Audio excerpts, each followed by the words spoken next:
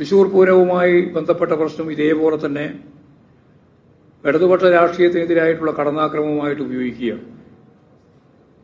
ഈ വർഷം പൂരം നടത്താൻ പാർലമെന്റ് തിരഞ്ഞെടുപ്പുമായിട്ട് ബന്ധപ്പെട്ട ഘട്ടത്തിലായിരുന്നു ആ പൂരമെന്ന് നമുക്കെല്ലാവർക്കും അറിയാം. അപ്പോൾ തൃശൂർ പൂരം ഈ ഒരു പശ്ചാത്തലത്തിൽ അലങ്കോലമാക്കാനുള്ള ശ്രമം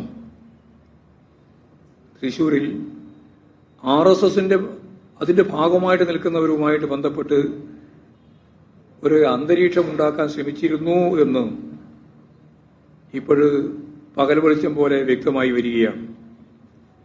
അപ്പോൾ RSSന്റെ രാഷ്ട്രീയ താൽപര്യമാണ് ഇത്തരമൊരു സ്ഥിതിവിശേഷത്തിലേക്ക് പൂരത്തെ എത്തിച്ചത് എന്നാണ് കാണുന്നത്. അന്വേഷണ റിപ്പോർട്ടിന്റെ പശ്ചാത്തലത്തിൽ കൂടുതൽ അന്വേഷണം വേണമെന്നാണ് കണ്ടത്. അത് ഇന്നലെ മുഖ്യമന്ത്രി 3 തരത്തിലുള്ള അന്വേഷണത്തെ സംബന്ധിച്ച് പറഞ്ഞു കഴിഞ്ഞിരിക്കുകയാണ്.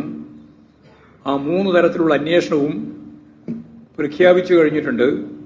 അതിനനുസരിച്ച് ആ അന്വേഷണത്തെ സംബന്ധിച്ച് അതിന്റെ പിന്നിൽ നടന്ന ഗൂഢാലോചനയുണ്ട്, ഉദ്യോഗസ്ഥന്മാരുടെ നിലപാടുണ്ട്, ADGPയുമായിട്ട് ബന്ധപ്പെട്ട് DGP കൊടുത്ത കാര്യങ്ങളുണ്ട്.